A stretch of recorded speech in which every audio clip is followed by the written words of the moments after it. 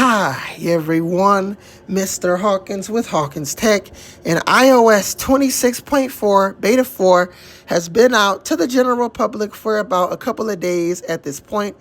And in this video, I'm going to give you my overall experience, go over the battery life, battery health, and performance. And I'm also going to not only run a Geekbench score on my iPhone and iPad, but I'm also going to run a Geekbench score, and I'm also going to share the performance of my iPhone 12 as well. I have my iPhone 12 and my iPhone 14, and I'm going to share the overall performance as well as run a Geekbench score on all three of these devices. So let's get right into it. As far as my overall experience running iOS 26.4 developer beta 4, well, let's talk about a little bit of news from Apple. I guess this wallpaper must have synced across from my iPhone. But if we go into it here, well, I guess it's not on their page anymore. But April 1st is going to make 50 years of Apple. They did have that on their page. Apple has officially been around for 50 years when they opened on April 1st, 1976. This is really interesting as I really love Apple products. Hawkins Tech is built around mainly Apple, even though I occasionally cover Android devices.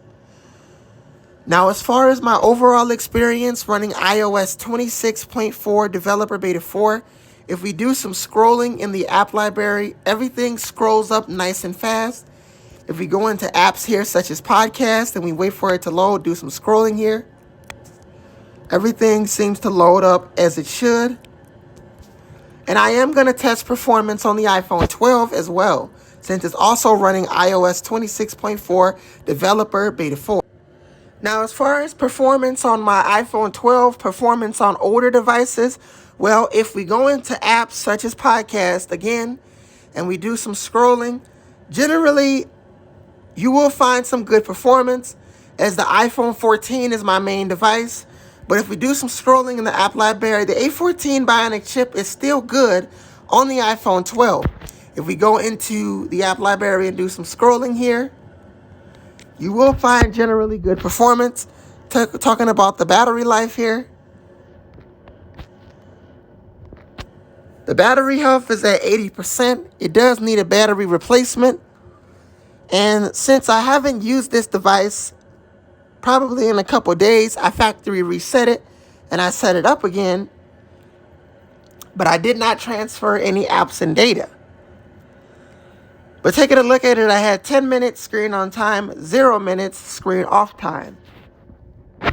Now I'm going to go ahead and share my battery life on my iPhone 14 as well as my iPad Air. Taking a look at my battery on my iPhone 14, you can see I have 85% battery health. Taking a look at the battery, I got 38 minutes screen on time, 5 minutes screen off time. Taking a look at when I ran it yesterday, I had 10 hours, 10 minutes screen on time, and 50 minutes of screen off time. Now I'm going to go ahead and take a look at that battery life on the iPad, and then I'm going to run a Geekbench score on all three of these devices. Taking a look at my battery health or my battery life on this particular iPad here. Well, if we go into view our battery usage, I've had 16 minutes screen on time, 0 minutes screen off time. Taking a look at yesterday, 42 minutes screen on time rather, and 1 minute of screen off time. Now I'm going to go ahead and run a Geekbench score on my iPhone 14, iPhone 12, and my iPad Air 4th generation. Geekbench completed, and taking a look at it on my iPhone 14, you can see I scored 2,331 for single core, 5,783 for multi-core. If we compare that to last week's score, I scored 2,366 for single core, 5,841 for multi-core. Looking at it on my iPhone 12, you can see I scored 2,020 for single core, 4,653 for multi-core. Now, if I compare that, well, I don't have anything to compare it to because I reset this device And this is the only Geekbench score. Taking a look at it on my iPad, I scored 2,126 for single core, 5,150 for multi-core. Now, if I compare that to last week when I ran this, I scored 2,131 for single core and 5,093 for multi-core.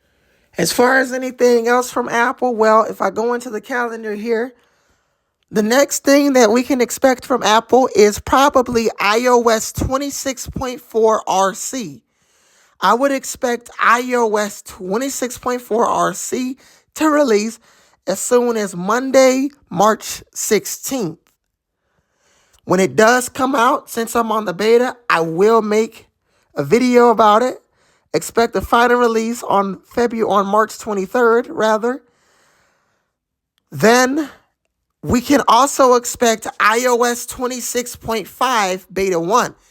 And normally, I don't install first early staged betas. Well, this one will be an exception. I did say that once I upgraded to a newer iPhone, whilst my newer phone can stay on a later version of a beta / a stable version of iOS, my old iPhone, in this case the iPhone 12, would be getting all the betas. And well, that is going to most definitely happen. I will be installing iOS 26.5 Developer Beta 1 and making a video of it as soon as it gets released. So we can expect that update either this month or sometime in early April to drop with some new features. That update is supposed to bring the Siri 2.0 interface to the iPhone. Unfortunately, neither my iPhone 12 or my iPhone 14 will support that feature, as either one of these devices do not have the A18 chip to support Apple Intelligence. Nonetheless, I will still make a video going over the new features of iOS 26.5 when it does get released in a beta. As far as anything else, well, that's it for iOS 26.4 Beta 4. Overall, this is a really great update, and it does perform on nice devices. It does perform on all devices. Even older devices, it performs good as well, as I showed you on the iPhone 12. If you enjoyed this video, make sure you like, comment, and subscribe. My name is Mr. Hawkins with Hawkins Tech, and I will see you guys in the next video. Peace.